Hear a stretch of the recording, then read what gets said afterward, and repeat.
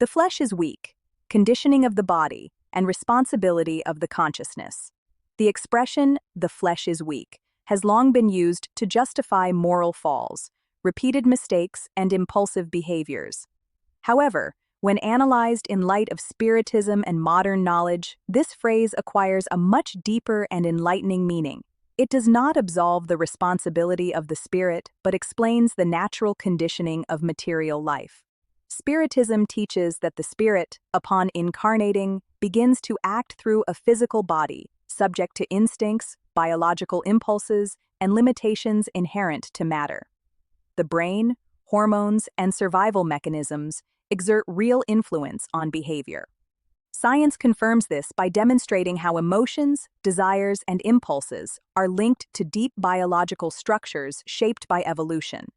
However, recognizing this influence does not mean denying moral responsibility. The flesh may be weak, but the conscience is called to educate these impulses. Depth psychology shows that maturity occurs precisely when the individual learns to recognize their conditioning without fully identifying with it.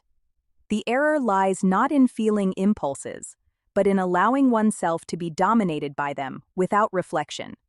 Spiritism clarifies that many moral slips arise from the conflict between the spirit, which aspires to higher values, and the body, which responds to immediate stimuli. This conflict is natural and is part of the evolutionary process. No one evolves without facing internal resistances.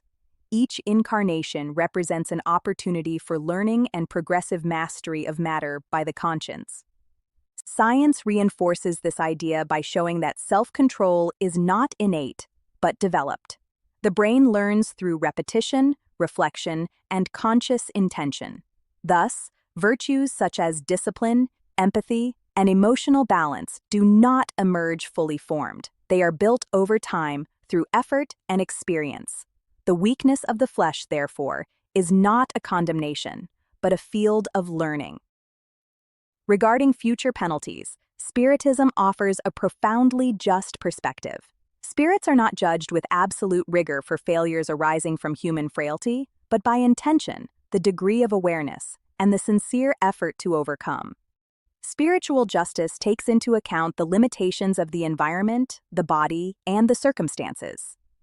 This understanding removes the feeling of excessive guilt and brings the human being closer to serene responsibility. Making mistakes is part of the evolutionary path, as long as the mistake is recognized and transformed into learning. The spirit is not punished for being imperfect, but encouraged to grow from its own experiences. Thus, the flesh is weak, ceases to be an excuse, and becomes an invitation to self-knowledge. Knowing one's own weaknesses is the first step to educating them. Spiritual evolution does not require immediate perfection, but constant effort, awakened awareness, and willingness to improve a little each day. If this reflection has helped you better understand the relationship between body, consciousness, and spiritual responsibility, like, share, and leave your comment. Your participation helps this message reach more people.